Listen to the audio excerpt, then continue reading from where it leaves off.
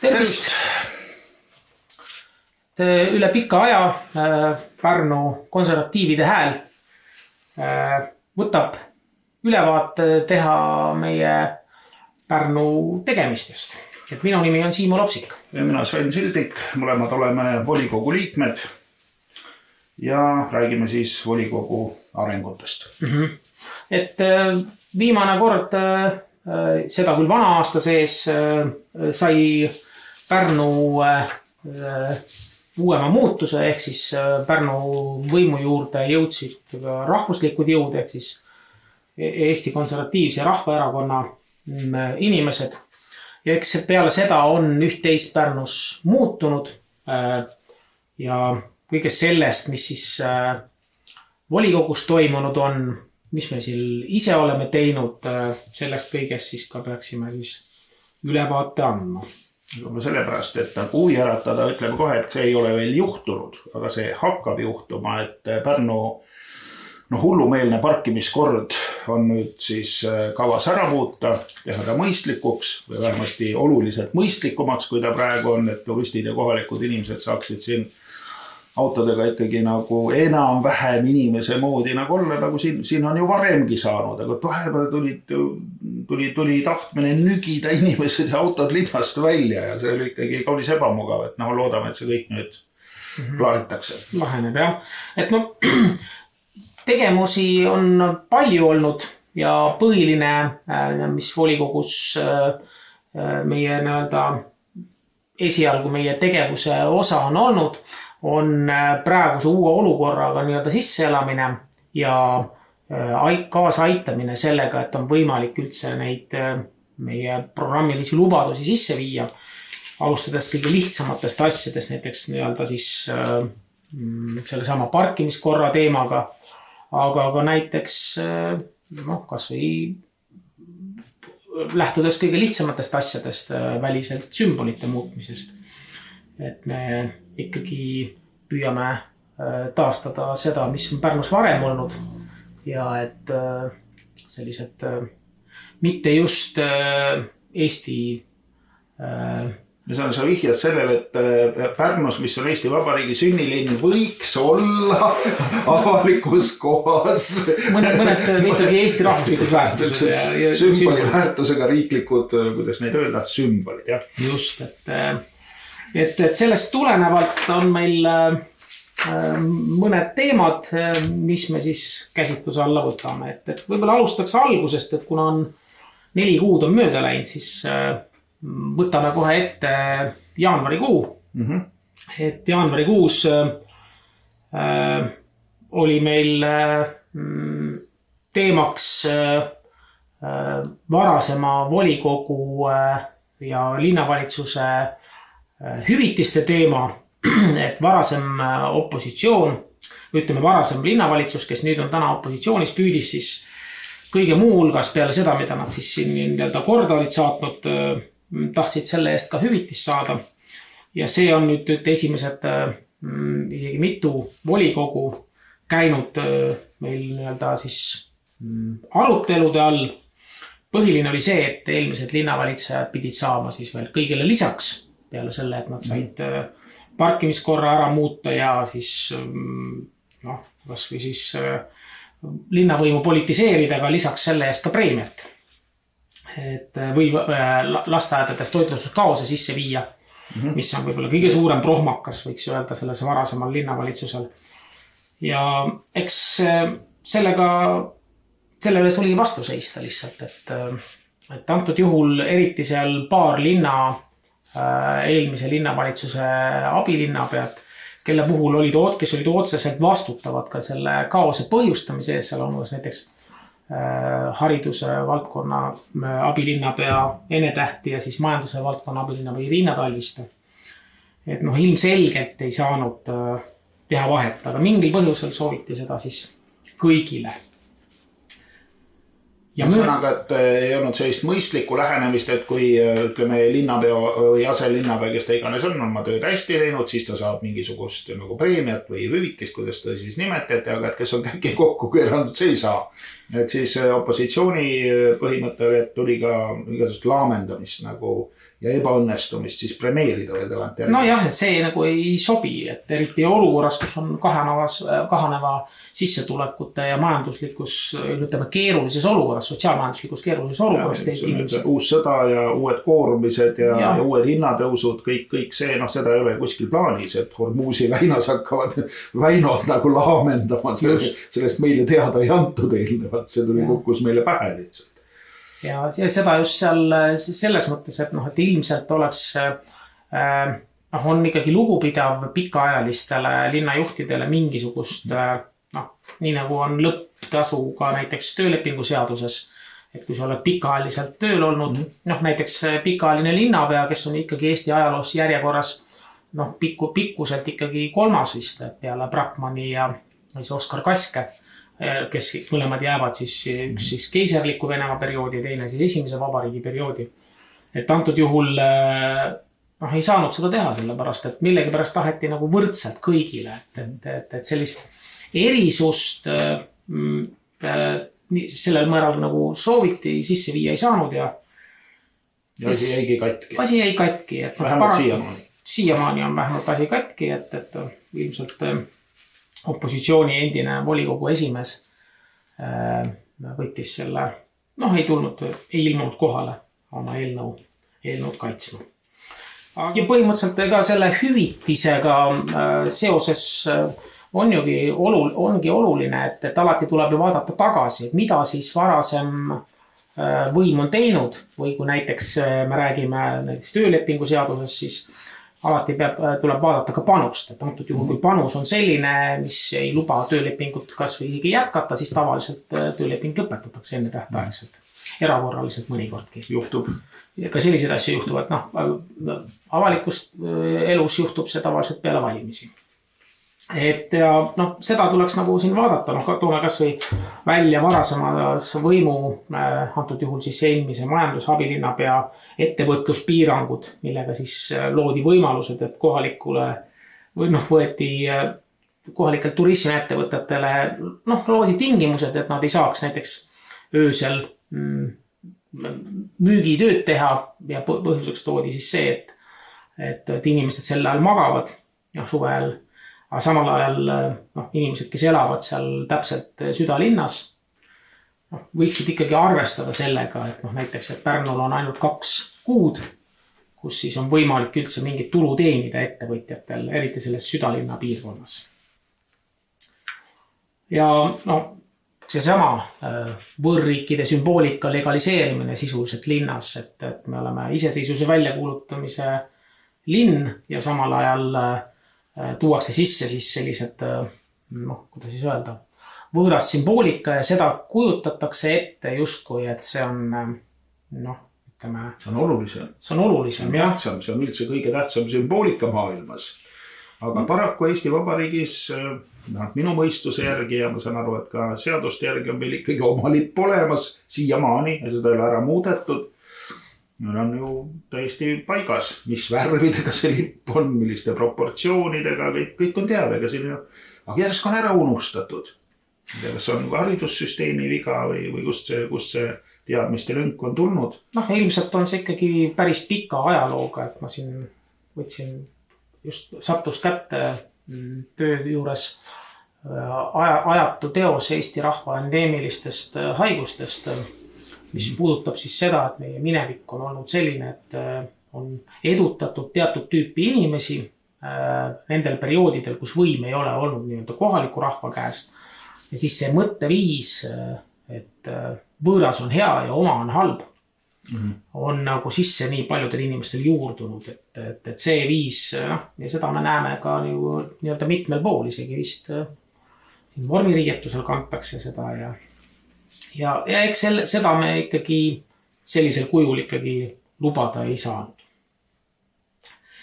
Ja see siis puudutab linnavalitsuse hoonet? No esialgu ta puudutas jah hoonet, et neid kohti oli varem küll veel, volikogu saal näiteks ja nii edasi, aga ta oli jäänud veel linnavalitsuse hoonele, et kõigile nendele allasutustest ja sealt oli ta siis juba varem ikkagi ka nende eelnõude käigus, mida me olime siin tähelepanu juhtinud ka varasemalt, kui me opositsioonis olime, ära võetud. Aga eks sümbolitel on oma selline sümboolne roll, et võib ju välja jätta mulje või võib jääda mulje, et sellel nagu mingit suurt olulisust ei ole.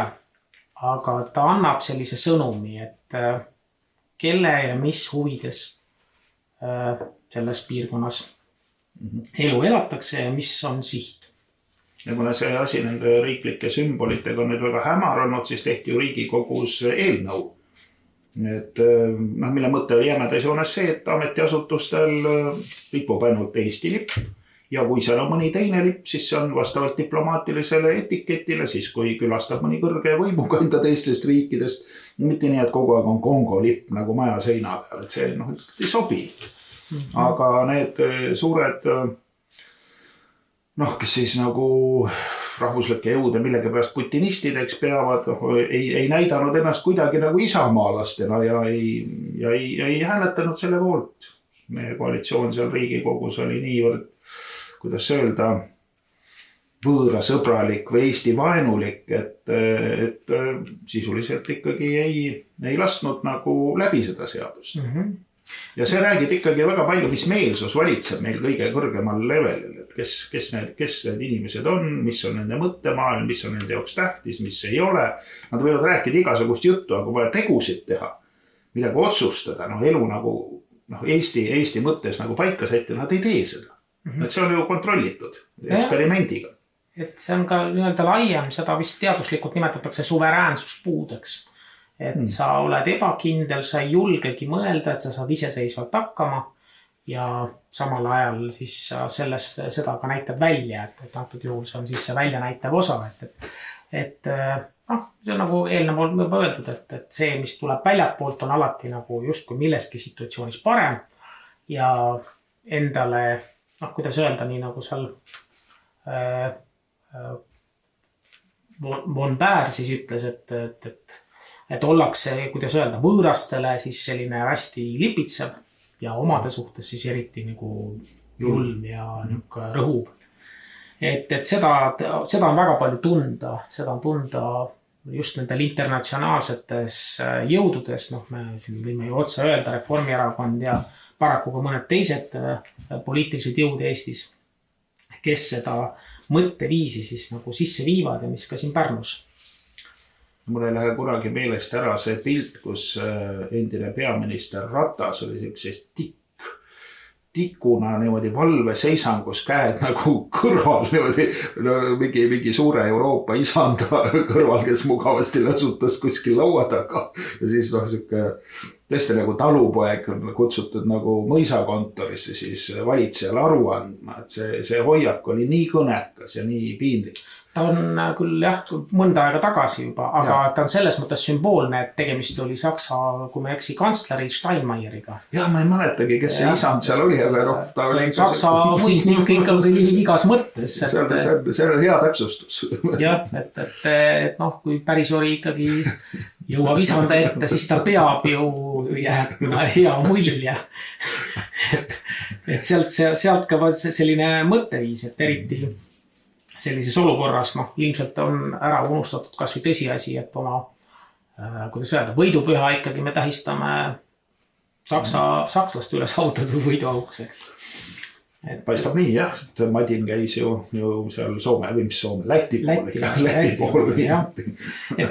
Aga nüüd kokkuvõttes, et vaata just sellistes küsimustes, mis puudutasid siis seda parkimismaksu, mida varasem linnavalitsus sisse tahtis viia või näiteks juba mainitud toitlustuskaos, või ka üldse näiteks korruptsiooni küsimusi linnavalitsuses. Meil on ikkagi mitu linnajuhti varasemalt ikkagi meie nii-öelda Eesti vastavate organite poolt ikkagi võeti kinni. Korruptsiooniga tegeleb siis kaitsepolitsei. Küll kaitsepolitsei ja tegeleb vist ka siis keskkriminaalpolitsei, et on mõlemad, et kui ma eksiks kultuuriosakonna juhataja on kadunud. Et teda küll, see oli vist ka varasemalt nii-öelda siis kultuuri ja siis meie mõistes hariduse abilinnapea halduses, kes siis kas praegu uurimine käib veel, see ei ole lõppenud? Ma ei tea vähemalt. Ma ei ole tegelikult nii täpselt seda sellega kuulnud küll, et aga kohaliku lehe lugeja ja suured lehed ei ole kajastatud. Otsust ei ole tulnud, aga ilmselt seal midagi oli sellepärast, et ikkagi peale poolt aastat uurimist tuvastati seal teatavad tegevused, mis tõttu temaga tööleping lõpetati, kus juures talle maksti siis selle aja sees, kui ta ei olnud ametlikult tööl, ikkagi formaalselt tasu ja maksti hiljem ka siis veel hüvitist selle eest. Ühesõnaga siis nagu linnavalitsuse seisukoht oli, et on oma töö hästi teinud, et seda peaks nagu premeerima. Seda küll, jah, mis sest, et ta oli nagu punkti võit, eks ole, boksis, et ikkagi nagu hea tuli rohkem kui halb. Kuidas seda tõlgendada, kummaline see igal juhul on? No ta oli sellest... Kuidas see seaduse järgi on mõisk öelda? Seaduse järgi, töölepingu seaduse järgi on võimalik maksta hüvitist või see oli vist avaliku teenistuse seaduse järgi, aga tegemist oli seal siis see probleem, et ta oli juba 4 kuud eeluurimise all. Aga samal ajal oli ta ka justkui linna osakonna juht ja selle eest maksti talle siis palka ja hiljem ka hüvitist. Kuldne põli, jah. Et sellistes näidetes kahetsusväärselt ei saagi ju kõigile ka veel selliste tegevuse eest siis nii-öelda veel lisaks preemiat maksta. Ja loomulikult on probleemiks ka volikogu saalis toimub, mis on nagu, kui see, kuidas öelda, see käitumismaneer ja siuke labasus, kui nii võib öelda, oli juba ennem natuke keeruline, eriti seal mõnede reformierakondlastega seoses ja isamaalastega. Siis nüüd on see jõudnud ikkagi täiesti uuele tasemele. Ja see esimesed volikogud eriti, ütleme nüüd tundub, et juba kas jõud hakkab raugema või ollakse saatusega leppinud, aga see seal esimesed, ma ei tea, võib-olla 2-3 olid ikkagi, sellist asja mina küll ei ole näinud, ma ei ole ka väga kaua olnud volikogus, ainult selle ühe hooaja. Et selle jooksul küll nagu nii piinlikke asju nagu ette ei tulnud, et kellegi last võetakse seal osatada ja mis seal kõik ei juhtus, et see oli tõesti, pärast räägid inimestega ükskõik mis parteist või maailmavaatega, see on küll nüüd uskumatu, mis siin toimub. See on nüüd meie endine see ametnik. See oli endine linnapea, pikaajaline linnapea. Esimest korda olid volikogus ikkagi vaatasid nagu suu lahti seda, mis toimub. Me oleme ka väiksed trennid alla saanud, aga seal teistele tuli see kõik väga ootamatult. Et jah, see oli ikka piinlik. Et kui seal mõne Reformierakonna Ukraina juurtega proua puhul, kes on niigi olnud tuntud juba oma kurvaasikuse poolest, et ta seal näitab keskmist näppu ja nii edasi, aga kui ikkagi pikaajaline linnapea ikkagi sisuliselt mõnitab emadust ja võtab seal lapsed ette ja siis veel näitab see näppude teema küll, et küll näidatakse näppu ühtepidi ja teistpidi, et küll, ma ei tea, meelekohale ja siis jälle püsti. Et on mingisugused sellised etiketi jooned. Ma tean, et Riigikogus vist on sotsialistid paistnud silma nende näppude näitamisega.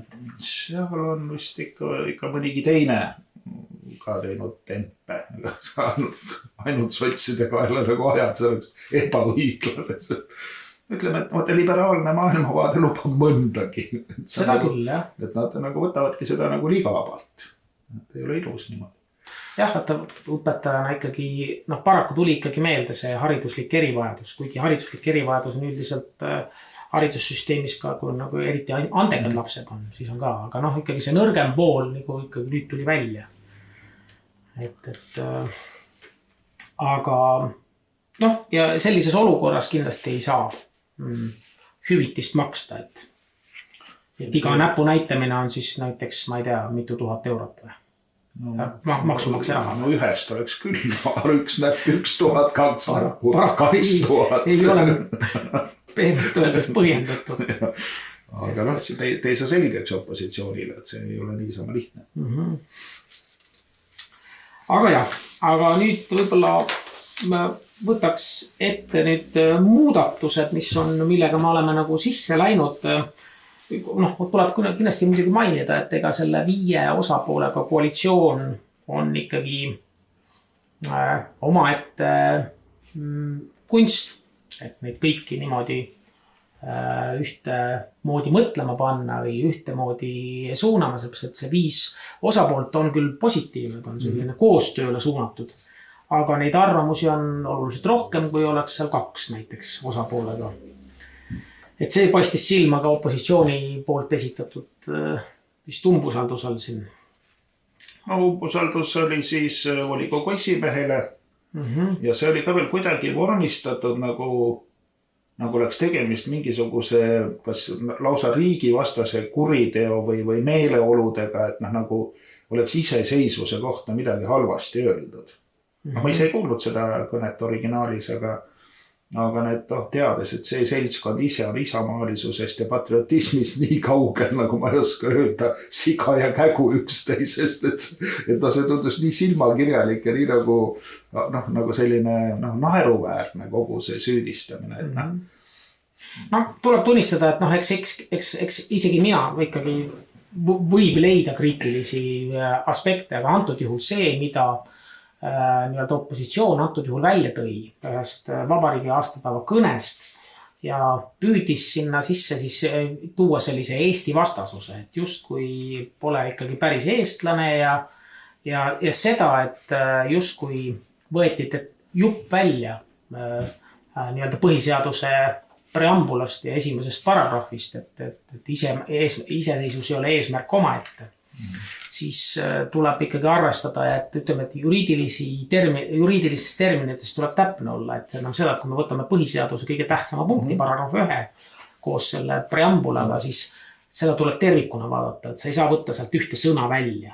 Et kõrgema võimu kandja on paraku ikkagi rahvas ja selles mõttes iseseisvus on aegumatu ja võõrandamatu ning kõrgema võimu kandja on rahvas, et seda tuleb koos vaadata, mitte võtta sealt üks sõna ja hakata siis või üks fraas ja selle üle siis hakkama nii-öelda püüdma inimest nii-öelda umbusaldama siis. See näitab, et nagu ikkagi päris mõistlikku põhjust umbusaldamiseks ei ole. See on selline otsitud, silmakirjalik, selline topeltmoraalist kantud. Et ma saan aru, kui nüüd tõesti mingisugune keegi patrioot tõuseb püsti ja sa tead, et ongi selline sinimustvalge Eesti inimene, aga seal on mingisugune liberaalide kamp hakkab järsku uluma mingisugust Eesti juttu. Tõesti on nagu koomiline.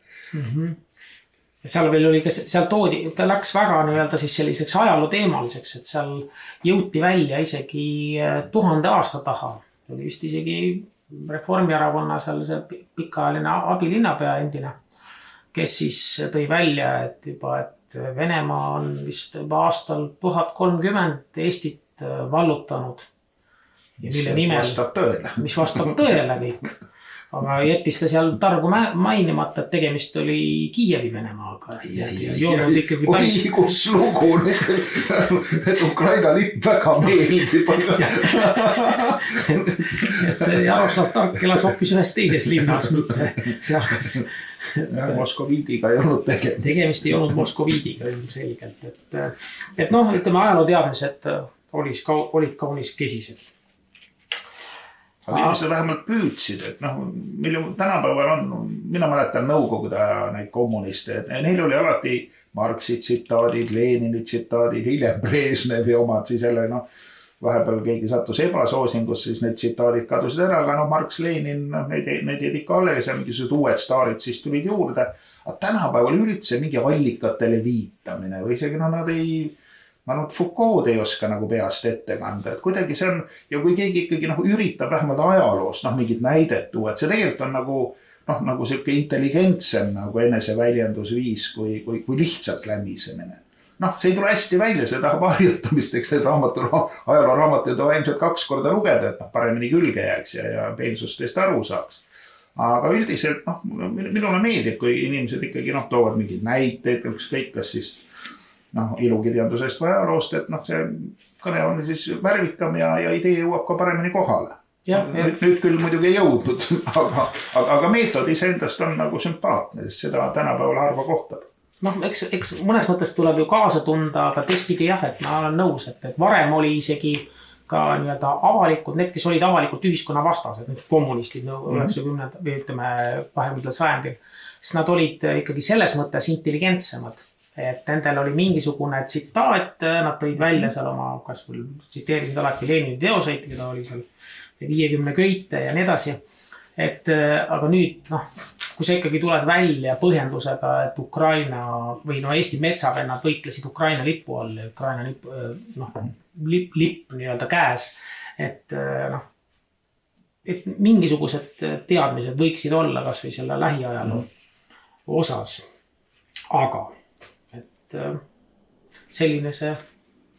Jah, aga ütleme, valetamine on läinud ikkagi nagu nii massiivseks ja nii süsteemseks, et ega võib-olla vast õpetavad koolis, et metsavennad nagu võitlesid mingi kolla ja sinise lipuga, mitte sinimustvalge all. No, jah, eks see... Võib-olla pannakse veel mingisugune video, kuidas Päts peab kõnet ja taga lehvivad Ukraina lipud. Jah, see... Tänapäeva tehnikaga on nagu kõik võimalik ja see, kui jultunult, noh, tõesti asjad pea peale pööratakse, ega me ei tea, kui arvaks need asjad veel edaspidi lähevad. Kui juba 20 sugu saab koolis õpetada, siis ma ei näe piire, mida ei saaks koolis õpetada. No, ohud on olemas ja ühiskonnaõpetuses juba õpikutes on seal üht-teist sees. Kõik paarissuhted on kõik ikkagi samasoolised ja need on sinna juba kõik toredalt sisse pandud. Aga ma eks tõele tuleb ikkagi, võtta see tõe, kuidas seda Orwell ütles, et nii-öelda universaalse valeajastul on tõe rääkimine revolutsiooniline akt, et seda tuleb ikkagi rääkida, et isegi kui ta kõlab nii-öelda siis karmilt või seda nimetatakse vist kreeka päraselt pareesiks või. Orwell seda kommunismi asja teadis, sest tema sõdis ju Hispaania kodusõjas koos anarhistidega. Ma ei tea, kuidas ta pääses, kui KGB või mis ta NKVD, need anarhistid ja need nagu need stalinistid ei olnud maha lasi, siis kuidagi ta oli seal samas piirkonnas, noh, Kataloonias ja siis tal õnnestus sealt põgeneda mingil kombel. Loodan, et ta ei olnud kaastööline. Alati selline kahtlus tekkis, kui keegi jääb ellu, kus ta ei peaks nagu ellu jääma. Aga jah, aga nüüd ütleme nii-öelda siis, kui minna nüüd koostöökoalitsiooni nii-öelda algatuste juurde, siis ikkagi tuleb mõnedest aspektidest võib-olla ka tähelepanu juhtida, et näiteks, et erinevalt siis varasemast ikkagi on ikkagi lapsed nüüd ikkagi toodud esiplaanile ja lasteaiatasude külmutamine, siis see palju kritiseeritud lasteaia toitlustuse ikkagi parandamine, mis küll mingil põhjusel... Kaugel see nüüd üldse on, et see on nagu nii oluliseks teemaks kujunenud viimase ajal, et kas see on nüüd klaar või on seal ikka veel... No ta tegelikult, nagu siin alles esmaspäevasel kohtumisel räägiti, ikkagi probleemid veel säilivad, sellepärast et varasemaga võrreldes ikkagi kvaliteet on ju nõrgem. Aga võrreldes sellega, mis ta seal oli siis juunis 2025, on ta nagu paremaks läinud. Ühesõnaga, ta on edenemist siis? No on edenemist, jah. Ütleme, et need inimesed, kes linnavalitsuses on vastutavad selle lepingute ja nende ütleme, selle prohmaka eest on täna linnavalitsuse palgalehelt lahkunud nii ühest kui teisest küljest, küll opositsiooni esindajatena nad on mõned seal volikogus edasi. Aga põhiprobleem on ikkagi tehtud leping. See leping on sellistes tingimustes tehtud, et selle lõpetamine on väga keeruline. Ja kui seda lõpetama niimoodi hakata ühepoolselt, siis... Läheb väga kulukaks. See läheb linnale kulukaks, sellepärast, et kui sa oled lasknud teha sellise lepingu, millega saab ka kahju tekitanu, erinevaid kahjunõudeid esitada. Kuidas me nende lepitega üldse on, kas igaüks saab teha sellise lepingu nagu pähe pistab või ikkagi on mingisugused nõuded ka lepingul olemas? Kindlasti on lepingud, aga ütleme, et ilmselt on ka selline kvaliteedi näitaja, et kui valitakse partneriks keegi ja talle antakse siis suhteliselt kerget, ütleme, lastakse läbi selline lepingu versioon või projekt ja allkirjastatakse see, siis tuleb lihtsalt süüdistada iseennast. Aga antud juhul kannatajaks ei jäänud mitte need inimesed, kes selle allkirjastasid, vaid lapsed. Muidugi kodanikud näitasid oma meelsust ja valisid teistsuguse linnapea ja teistsuguse linnavalitsuse muidugi. Nii et pole halba ilma heata. Pole halba ilma heata, jah. Noh, et võib ju neid näiteid tuua lepingust, et mul on juhustumise siin kõrval küll ka. Aga et näiteks lihtne näide, kuidas kvaliteedi kontroll, mida varasem linnavalitsus näiteks kordagi ei teinud. Räägiti pidevatest kontrollidest, mis kõik just olid korras. Ja esimese kontrolli tegi alles praegune linnavalitsus detsembri lõpus. Ehk siis sisuliselt hakati tööle alles detsembris, ehk siis 8. detsembril tuli ju uus linnavõim. Tänase seisuga on tehtud 2 kvaliteedikontrolli ja nendes kontrollides on väiksed eksimused olnud, aga peab olema tuvastatud 3 kontrolli, mis on protokollitud lepingu järgi linnavalitsusse samal 24 tunni jooksul ära saadet, et see saata ära siis tellijale ja siis saab seda nagu lepingu lõpetamiseks kasutada. Lepingu lõpetamiseks kasutada, jah. Et ilmselt see võimalused on, et tahetakse ikkagi, kuna paljud lasteaiad ikkagi ja lapsevanemad on avaldanud soovi, et see läheks sinna lasteaia köökidesse tagasi, siis see mõnede puhul ilmselt käiku läheb. Kuidas need köökidega on need köögid alles? Mõned on alles, jah. Et ikkagi päris kõik ei ole kadunud. Kõik ei ole kadunud, jah. Et see võimalus on, aga eks seda selle koha pealt ei oska ka ise kõike kommenteerida, et pole kõigega praegusel hetkel kursis viimaste arengutega. Et sünnitoetuse 2-kordistamine. Ikkagi demograafia on Eestis ikkagi selline probleem, et me võime siin ju kõike teha. Aga kuidas sulle tundub, mis seis meil Eestis demokraatiaga on, demokraatiaga ja demograafiaga? Ütleme, kui see meie, siin on 2 asja, 2 numbrit, üks on see, kui palju lapsi meil üldse sünnib ja me oleme kukkunud alla 10 000, mis ikkagi on vist jälle 100 aasta kõige väiksem tulemus, nii palju kui neid. Ühesõnaga tulemus on väga halb.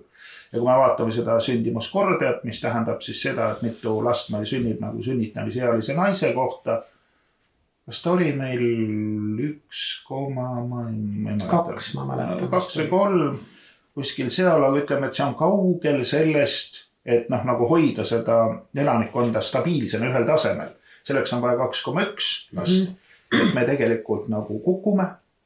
Ja kuna me oleme väike rahvas, ega meil seda hiinlased võivad vahepeal teha 1 lapse poliitikat, eks ole 25 aastat või kui sotsiaalset eksperimenti. Ja vaadata, et mis juhtub, kui lapsi ei sünni. Vaatasid 25 aastat, oi, nüüd tuleb ära lõpetada. Praegu need robotid teevad tööd, aga ma ei tea, kas seal veel keegi üldse peale robotite ringi jalutab, see on kahtlane. Et see ongi see, et suured rahvad võivad selliseid eksimusi lubada. Jah, et neil on lihtsalt see mass nagu nii suur, aga meie mass on ikkagi kaunis väike. Ja ütleme nii, et me oleme ju tänapäeval sellises sooruslikult avatud maailmas, kus piirid on lahti ja põhimõtteliselt iga krants, kes tahab, võib nagu igale poole nagu maailmas minna, kus talle vähegi meeldib. Ja minu mõist on sellest olnud vähe juttu. Aga just nad seal Toompel jälle nüüd kinnitasid ära või seda ei tehtudki Toompel, mõnest tegi seda valitsus. Et nad nüüd on nõus selle ümberjagamisega jälle. Euroopa tahab mingisugused, kõik on täis neil neid igasuguseid illegaale ja karvaseid ja sulelisi ja võib-olla ka legaale. Nad ju võivad ühe päeva lihtsalt võtta pähe nagu Hispaania, et kõik, kes maale on tulnud, on nüüd legaalsed. Ja siis need laiali jagavad. Et see on nagu uskumatu, mis toimub. Et selles mõttes on see väga ohtlik, see meie väike rahvas, väga, väga halvad nagu sündimusnäitajad. Ja miks need sündimusnäitajad on halvad? Neid on ju uuritud ja ajaloost tavaliselt on see ikkagi, see ei ole ainult majandus, majandusraskused ka, aga üldiselt lootusetus. Ikkagi inimesed ei ole nagu tuleviku suhtes, ei ole mingit kindlust, nad ei julge lihtsalt, nad ei arva, et asjad lähevad paremaks, pigem nad kardavad, et asjad lähevad veel halvemaks, ei julge lapsi teha. Muidugi linnastumine ja naiste haridus ja feminism, kõik seal juures, et need lapsed lükatakse järjest edasi ja lõpuks, kui esimene laps sünnib, siis neid teisi enam, kas ei tule või tuleb väga vähe. Et küsimus ei ole selles, et meil ei ole esimesi lapsi, neid esimesi lapsi meil üldiselt on, aga meil ei ole 3. ja 4., keda oleks tarvis, et kas või sinna 0 lähedalegi saada.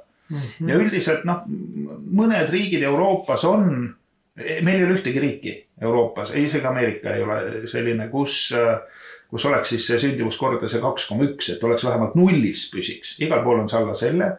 Kõige tublim on see vist nagu, ütleme kuskil Skandinaavias, vist Rootsis ja Prantsusmaal, kus ta on seal 1,6. Või ta Ungaris Orban tegi ka, nad olid umbes sama põhjas nagu meie. Orban pani, ja siis Orban usinasti uhas neid toetusi ja värki, no neil olid päris head süsteemid seal, detailidesse ei lähe. Aga nad said vist 1,6 peale. Just, ja siis ei jõudnud ka 2-ni. Ja miks ei jõudnud? Sellepärast, et siis tuli süstimiskampaania ja siis tuli sõda. Ja loomulikult see ebakindlus, majanduslikud asjad, kõik see. Et see on ikkagi väga nagu, selles mõttes me oleme ikkagi selle tsivilisatsiooni osa, kes ilmselgelt on teel välja suremisel ja mitte mingil kombel ei püüa seda nagu vältida. Et selles mõttes Pärnus nüüd isegi on hea, et mõned asjad tehakse. Need on väiksed asjad, aga need on vajalikud väga, ega siis üldiselt miks see Prantsuse kogemus on hea öeldakse. Sellepärast, et seal ei ole mitte ainult ei anta raha, toetusi, antakse ka, vaid on teenused. Ühesõnaga, et sul on see lasteaiad on nagu kas tasuta või paremini kättesaadavad, et teenused kombineeritud toetustega on see, mis töötab. See ei tööta muidugi nagu üüberhästi, et tänapäeva elu on ikkagi juba niivõrd nagu selline, mis öelda, egoism on väga tähtis, et inimeste see individuaalne heaolu, mida propageeritakse nagu matab enda alla igasugused rahvuslikud ja perekondlikud nagu eesmärgid ja siis see tulemus ongi see üks laps. Eks ta on kultuuriline ka, see heaolu on ka hästi subjektiivne, kui see palju seda heaolu on, aga see mõtteviis, et ma võin justkui üksi kõike teha ja samal ajal hiljem teadmata, et see kultuuriline eeskuju võib olla. Ja eks sul ei ole ka lapsi nagu otseselt vaja, eks ole, maal on tarvis. Teevad tööd, eks ole, nad on nagu väiksed muruniitjad ja kodumasinad kütavad selle lauda ja. Täna just tuli uudis, et lapsi ei tohi ikkagi kasutada muruniitmisel. No muidugi ei tohi, see on selge. See oli nende ära kasutamine. See on ahistav. Aga nii see taludes oli, et lapsed olid tööjõud ikkagi. Ja see andis, mida rohkem lapsi, seda paremini talu elas. Seda elujõulisem. Just. Eks osa läksid ju kaduma. Nojah, vaata nüüd ongi see, et ühest küljest... Linnas, ma lihtsalt mõtlen, aga linnas on ju lapsed ainult kulu. No ei tohi panna, eks ole, vaipa ka kloppima, eks ole. Nii on, jah. Et see linnas, eks on mõnes mõttes tööstusühiskonna tulemus, aga sellest tulenevalt tulebki leida need võimalused, et ühiskond kestaks. Eks see tasakaal maal ja linna. Otsima hakata, aga ma ei näe, et neid Eestis, kus see katastroof on ikkagi juba peaaegu nagu silmi pimestav. Ei näe, et keegi väga üritaks nagu otsida lahendusi. Ja Toompel oli ka üks mingi väike konverents, eks ole, kus siis räägiti sellest, et number on selline, asi on halb, seda me teame isegi. Aga mida nüüd siis nagu teha? Vaata, see ongi see, et ega väikestest asjadest hakkavad suured asjad, et olgu öeldud, et omavalitsuse eelarve on suhteliselt ikkagi väike võrreldes riigieelarvega.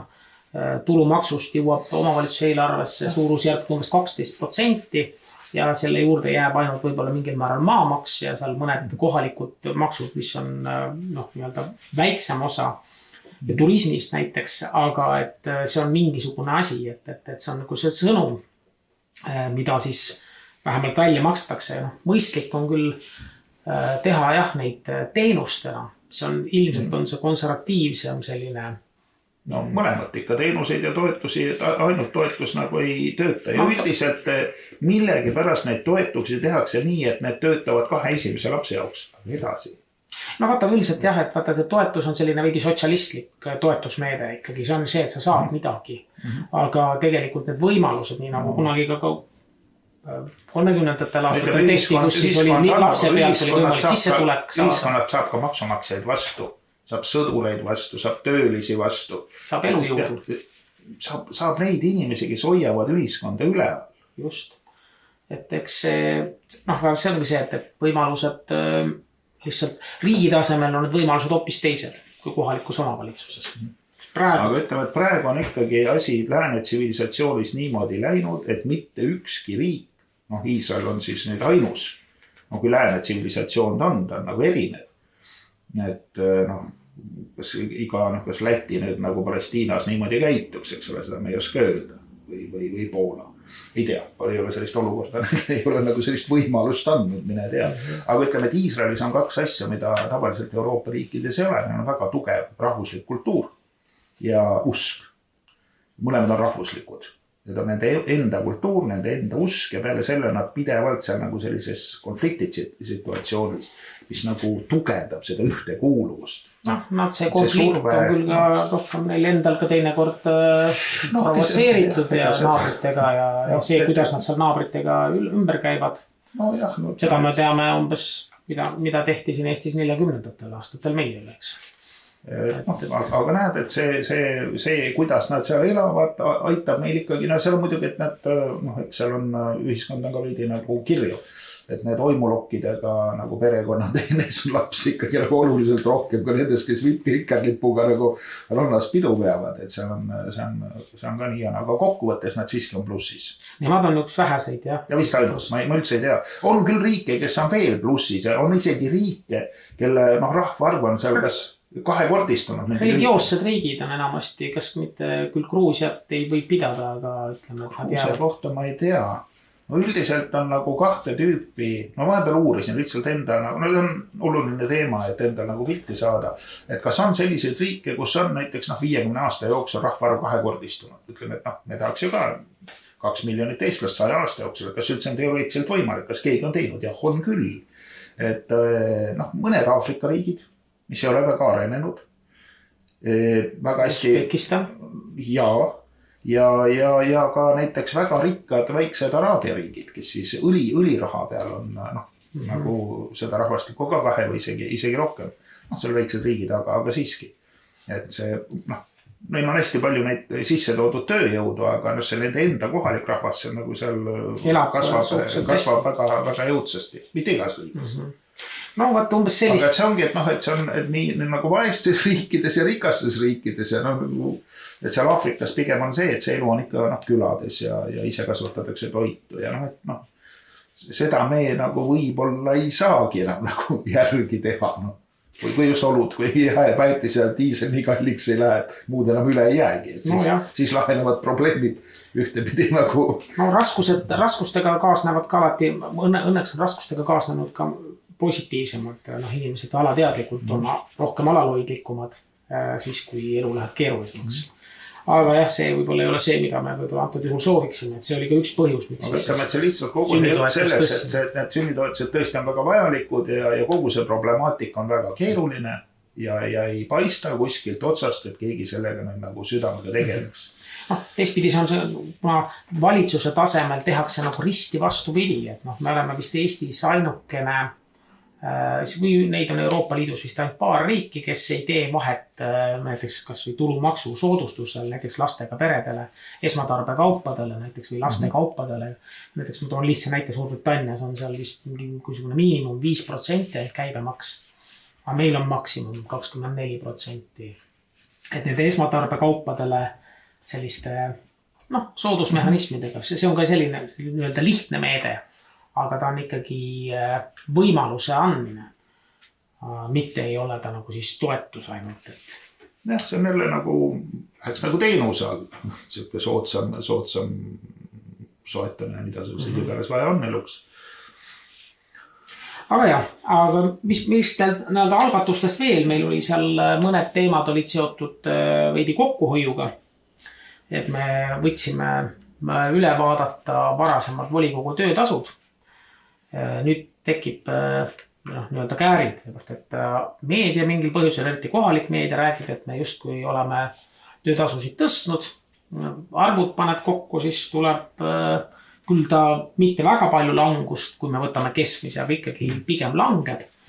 Ja põhiprobleem oli selles, et see kõige suurem langus oli just osavalla kogude, kes on siis Pärnu ka liitunud valdade osavalla kogude ja nendega seotud siis tasude vähenemine, et antud juhul seda siis, et ühest küljest justkui süüdistati meid, et sellega võeti nagu kohapealsetest kogukondadelt justkui tõlu vähemaks, aga teistpidis oli see valitsemise kokkutõmbamine, et raskel ajal tuleks võib-olla selliste asjadega lihtsalt tegeleda. Et kui inimestel läheb raskemini, siis peab ka see, kes võimul olema, ikkagi milleski kokku tõmbama ja kokku hoidma. Et paraku selline algatus oli, kuigi ka volikogu tasudes mõnedes kohtades ikkagi tulu tõusis näiteks aseesimeestele. No õnneks neid on ainult 2. Neid on 2 ainult, jah. Et aga no vähemalt, et statistikat väga palju vist ei muuda. Statistikat palju ei muuda, jah. Ja pluss veel ka selline, mis siis sisse viidi, oli selle väga levinud praeguse sellise liberaalse mõtteviisiga inimeste mitmel toolil istumise soovi vähendamine. Et meil on Eestis kujundatud 30 aastaga selline kultuur, kus avalikus elus kaasa löövad inimesed tahavad istuda mitmes ametikohas. Et istub Toompeal, istub Pärnu volikogu, siis istub veel vallas. Osa vallas näiteks, et nad istuks kindlasti veel ja ilmselt ta istubki, ta istub ka kuskil võib-olla mõnes nõukogus, riigi poolt määratud nõukogus, kui ta on nii-öelda valitsuse tasemel hinnatud. Seal toiduahelas olulises kohas, siis loomulikult ei vaidle. Aga me vähemalt nii palju, kui omavalitsusel see võimalus oli, me võtsime ära siis selle võimaluse, et ta vähemalt siin Pärnus ta ei saa 2 toolil istuda. Mis ju tegelikult tähendab seda, et ka need osavallad võidavad, et need inimesed, kes seal on, tegelevad ainult nende tööga, ainult nende huvide esindamisega. Et nad ju saavad endale, ütleme, kui inimene ei tööta 3-4 kohal või 5 koguni, ta töötab ainult 1 kohal, siis ta saab ju rohkem tööd teha kohalike inimeste jaoks, et see on tegelikult ju hea. Just. Ja annab rohkem võimalusi ka kohalikele inimestele. Et siis kõik need Toompea tüübid ei pane oma plakateid sul küla peale ja kuna nägu on telekas tuttav, siis kõik valivad ka ja ongi nagu bussis asi. Nii on, jah. Selles mõttes minu meelest küll väga mõistlik arendus. Ja seal on veel ka see, et ta toob uusi inimesi rohkem ühiskondlike teemadega tegelema. See on seda, et kui kogu aeg üks ja sama seltskond käib ringi ja istub kõikidel toolidel, siis tekib selline elitaarne mõtteviis, et on mingisugune nii-öelda partei aristokraatia või uusaadel, kes siis on tähtis ja oluline ja siis on lihtrahvas või pärisorjad, kes siis peavad nagu kuulama, mida tähtsad inimesed ütlevad, aga pigem tuleks võimalikult rohkem neid inimesi tuua, et kaasa lüüa. Et antud juhul praegu kahjuks siis Pärnu volikogus ja osavallakogus paralleelselt enam olla ei saa. Saab keskenduda oma tööle. Just. Ei pea ennast 4 redima, väga hea. Inimesel endal ka hea, mugav. Ei pea nii palju ringi sõeluma. Ja eks mõnes mõttes ka rahvas otsustab, et siin näiteks pikka aega oli ju siin meie Pärnu üleelmine volikogu esimees Andres Metsoja, kes ikka tihti oli nii, et ta oli nii Riigikogus kui ka siis volikogu esimees. Nüüd ikkagi ta läks küll oma koduvalda Põhja-Pärnumaale, aga seal teda küll võeti ta ikkagi maha ja nüüd ta saab umbusaldusega võeti maha ja nüüd ta saab keskenduda ainult Riigikogu tööle, mis loodame, et selle organi töö kvaliteeti parandab. Just. Ja. Aga mis muidugi meie nagu algatustes põhiline nüüd on ikkagi selline meie elukeskkonna kaitse ja selle tagasipööramine, mida varasem ka Eesti keskvõim ikkagi teha on püüdnud.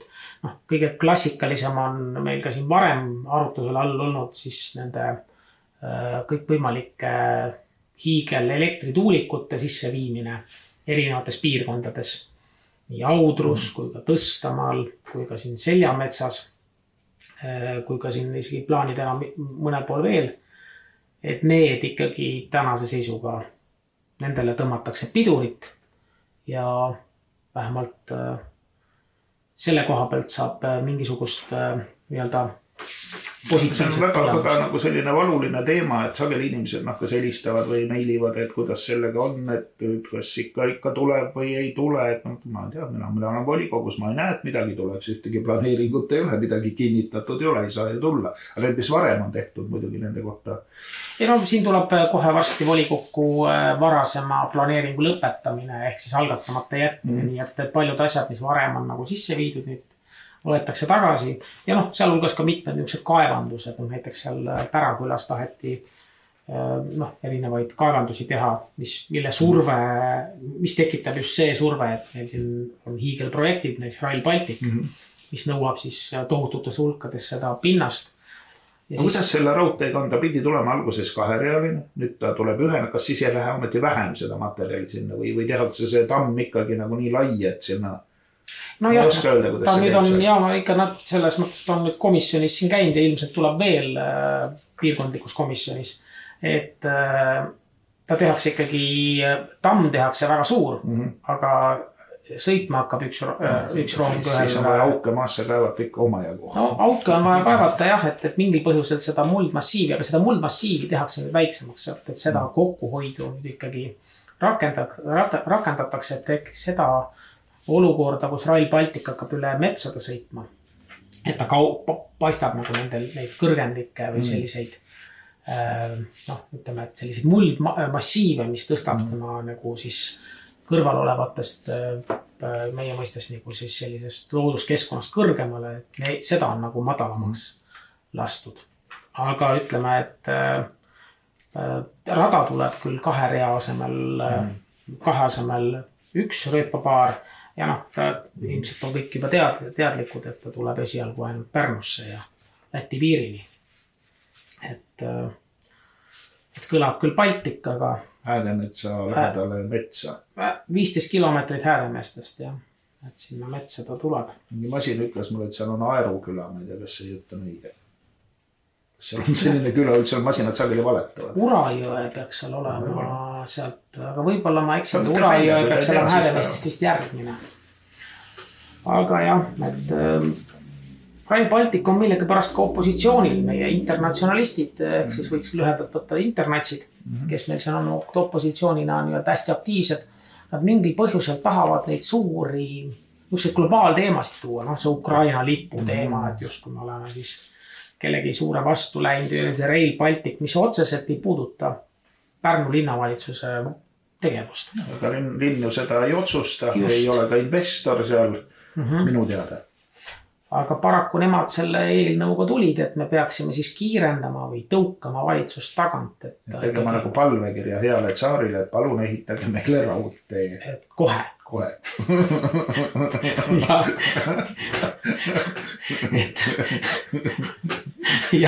et selles mõttes sellise halnaga algatusega nad tulid. See oli selles mõttes selline tore olukord, kus siis mingil põhjusel see kõnetas neid nii palju, et see läks seal nii emotsionaalseks just kui tihti on ju võimalik. Nad nagu oleksid Pärnus vangis, et see raudtee on nagu ainus tee vabadusse. Ja tihti unustati veel ära tõsiasi, kas või see eelmine lugupeetud linnapea Romet Kosenkraanius, kes oli ise tõsimeelselt varasema raudtee sulgeja. Ma olin ise volikogus 2018, kui me võitasime, et see varasem raudtee töötavat asja ei tohi kinni panna. Mis läks Tallinna poole, jah, ta oli töötav raudtee, inimesed elasid selle ääres ja arvestasid selle aegadega. Ei, et kohe pidi tulema, 2025 pidi tulema juba uus raudtee, et mis ma siin umbes saadeti meid sinna puu taha nii-öelda. Ja nüüd ta tuleb. See oli juba eelmine aasta siis. Oleks pidanud eelmine aasta juba valmis saama. Ja nüüd justkui enam seda ei mäleta, et selles mõttes oli see selline huvitav, et ühest küljest lõhuti vana ära ja nüüd on vaja urraaga see uus teha. Internatsionalistid ja kommunistid on minu jaoks enam-vähem nagu üks ja sama seltskond. Ja mina mäletan, eelmistel kommunistidel olid ka need suurprojektid, PAM, näiteks Baikali Amuri magistraal, et selline raudtee, mida nad ehitasid, ma ei tea, mis sellest... See oli kusjuures 2 rööpapaariga. Ma ei tea, kas nad selle käima said, lõpuks vist ikka said. Raudtee vist pandi maha. Igastades rongsa sõitis, aga seda üldiselt ei kasutata. Need suurprojektid kommunistidel kuidagi nagu on hästi hoogsalt hakatakse tegema, kõik on täielikus vaimustuses, mis asi kuidagi soikub, roigub ja siis midagi sealt tuleb, aga asja ikkagi ei saa. Te ei oskagi öelda, et ma tean, et veel 80-ndatel ja 90-ndatel seal ehitamas. Just 80-ndatel, et see minu arust ta sai valmis, aga ta jäeti siis maha. Ja see oht on meil täna ka, et näiteks kui me ehitame, viimane kord käis siin komisjonis esinemas vastutav ehitaja, kes siis ehitab raudteed Pärnus sisuliselt Läti piirini. Et see tehakse siis nagu, tuleb seal nagu 10 viadukti ja nii edasi.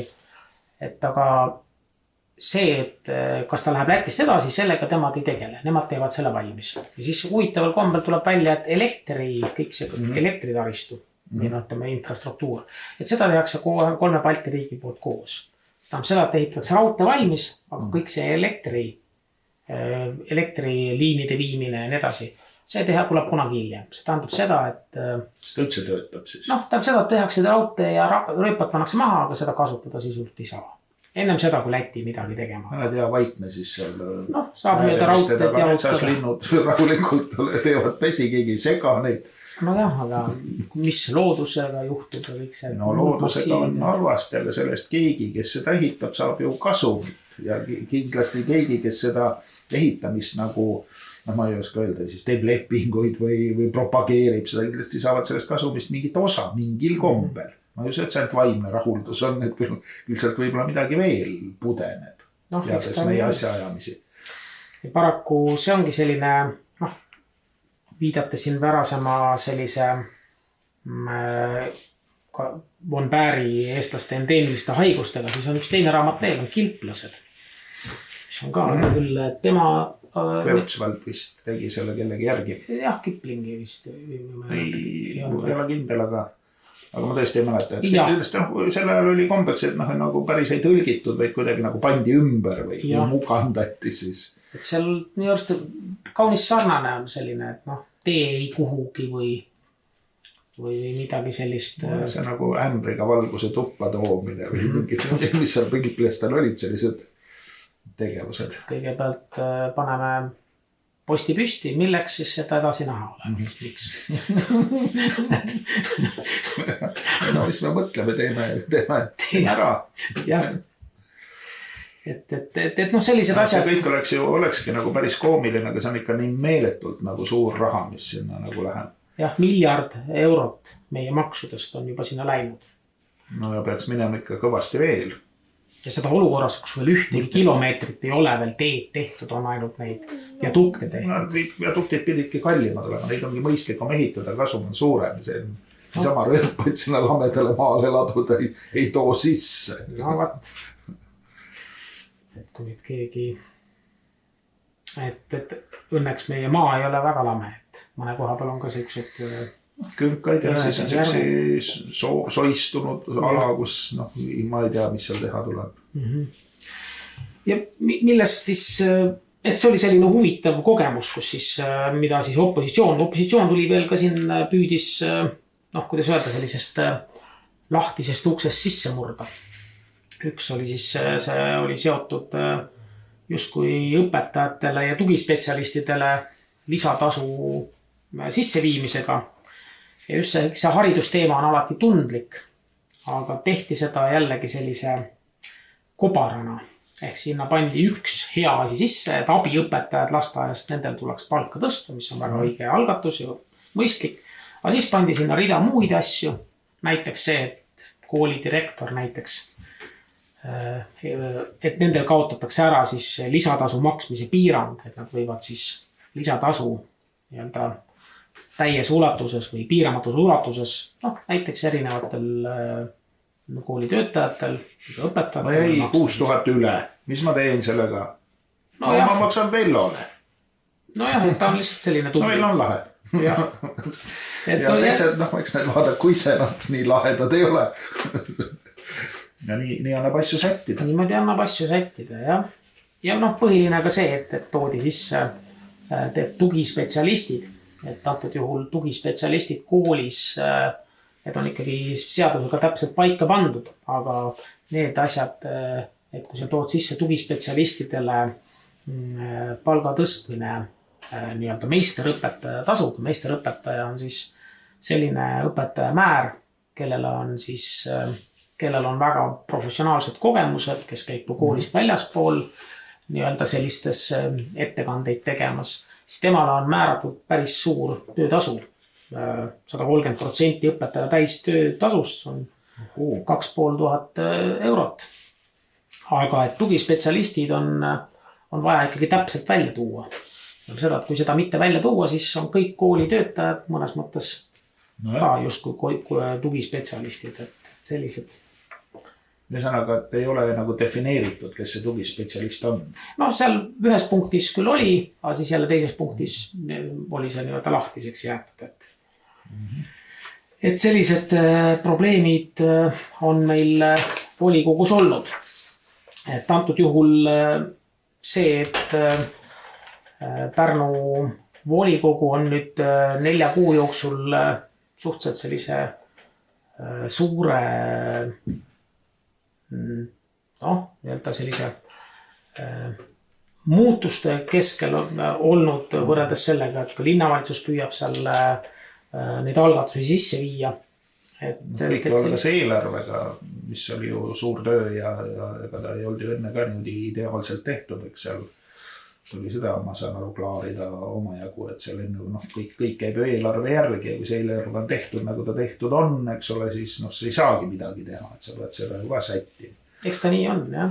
Et enne kui sa üldse saad midagi tegema hakata, peab see ju olema mingid vahendid selle jaoks. Kuskilt tuleb neid vahendeid võtta, et seda tuleb kindlasti arvestada. Eks muidugi klassikaline näide oli kohe ka üks opositsiooni algatus, mis on tegelikult mõnes mõttes selline hea algatus, vähemalt suund, on lasteaiatasude nii-öelda kaotamine omavalitsustes. Sest täna sisuliselt kogu Eesti haridussüsteem peaks olema ametlikult tasuta, nii nagu põhiseadus meil ütleb. Tegelik elu on küll selline, et vähemalt koolieelne lasteasutus ehk siis rahvakeeli lasteaed ikkagi paraku ei ole seda. Aga et sellest umbes 10% peab, natuke üle 10% katab siis lapse vanem siis. Ja Pärnus on ta siis paika pandud praegu külmutatuna kuskil 80 €. Kuus, jah, see on nüüd Pärnu keskuslinnas, seal nii-öelda siis osavaldades on ta väiksem, seal 60 .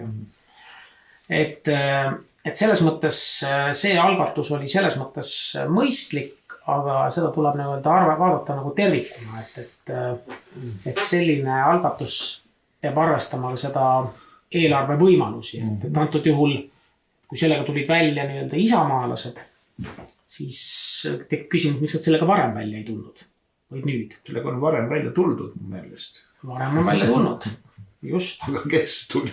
See oli üks Eesti rahvuslik erakond, rukkilille värvides. Ja siis see ei sobinud. Siis ta ei sobinud, jah. Nüüd leitakse, et see on hea mõte, peaks nagu töösse panema. Ja mõistlik on ta sellepärast küll, et küll linna eelarvesse on vaja selleks suurusjärk umbes 2,5 või natuke alla 2,5 miljoni euro. Et ilmselt selleks sellise teemaga tasub edasi minna, aga eks tuleb leida võimalused. Päris suur raha ka linna eelarves, et ta nagu päris kopikas ei ole, aga samas ta ei ole ka ülemõistuse suur.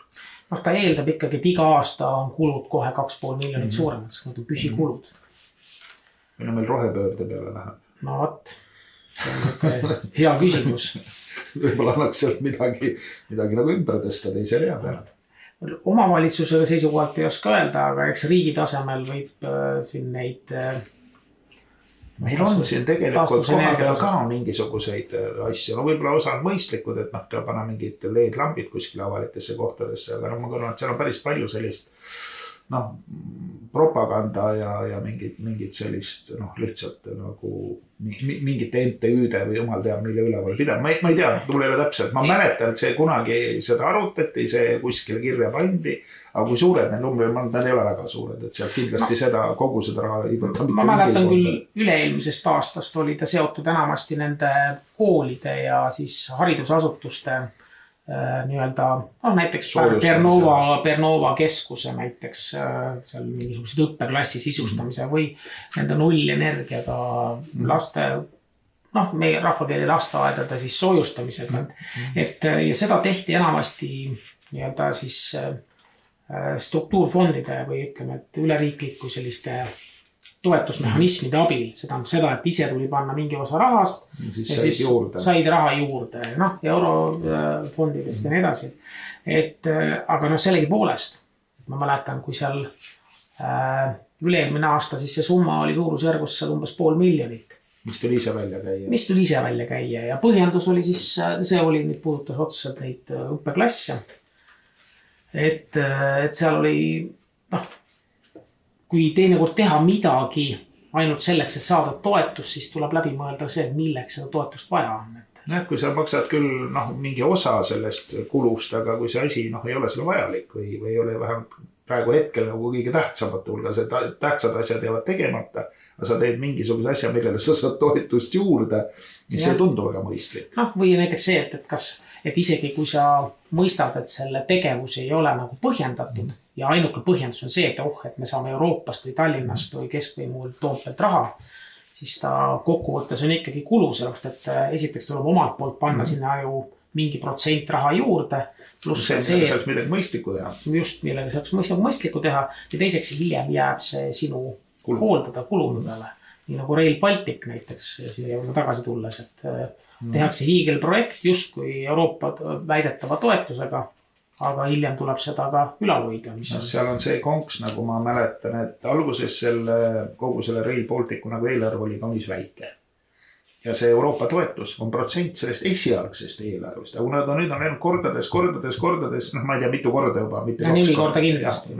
Et see toetus tegelikult sellest lõppsummast on ikkagi väga väike. Et see on see paha asi. Ja toetus on, aga nagu ei ole tast nagu väga abi. Ja lepingu järgi vist toetus makstakse välja siis, kui on kindel, et ta reaalselt ka realiseerub. Sellisena nagu mõeldud on, nagu aga ta on mõeldud kaherealisena. Kaherealisena ja otse. Tuleb üks ja Läti piiri. Seda ilmselt mina ei maksaks välja sellise jama eest. Tegite endale raudtee tubli.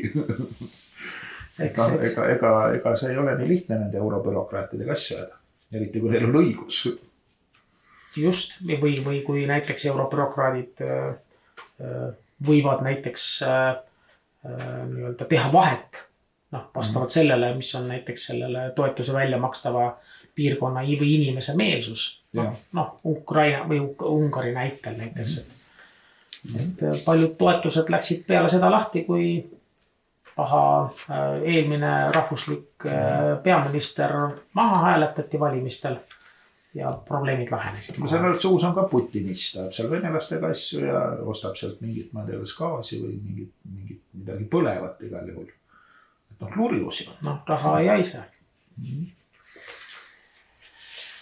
Et selliste teemadega me oleme siin Pärnus rinda pistnud. Et ei saa öelda, et midagi ei tehta. Elu vaikselt liigub õiges suunas. Vähemalt selline mulje on jäänud praegu. Ja kevad tuleb, mida rohkem on täheldada opositsiooni sellist kisa ja kära, see nagu eriti viitab sellele, et asjad on õiged. Just. Ja seda te näete kohalikust kobrulehest, kui seal mingisugune kräunumine käib, jälle on midagi head tehtud. Et see on kodeeritud sõnum. Nad on nagu luurajad, nad kirjutavad niimoodi, asjad on, inimene ei saa ka aru, mis asja mõte on täpselt. Et see vist paistabki silma just kohalikus siis ajakirjandusväljaandest, et kui nad millegile tähelepanu pööravad, järelikult midagi tehakse hästi. See on hästi tehtud. Et sellele tasub rõhuda. Kuigi seda tehakse kahetsusväärselt sellisena, et kuidas seal siis kujutati, et kui Ukraina lipp maha võeti, siis see oli siis sisuliselt peaaegu et riigireetmine ja loomulikult see, kes siis kunagi seda eelnõuga välja tuli, antud juhul, kui ma seal kunagi küll varsti septembris saab aasta, siis selle eelnõuga, siis ikka pidi sinna lõppu kirjutama, et küll see varasem algatus oli ikka väga paha. Mis sest, et nüüd ta nagu realiseerus, eks selle. Ja rääkimata sellest, et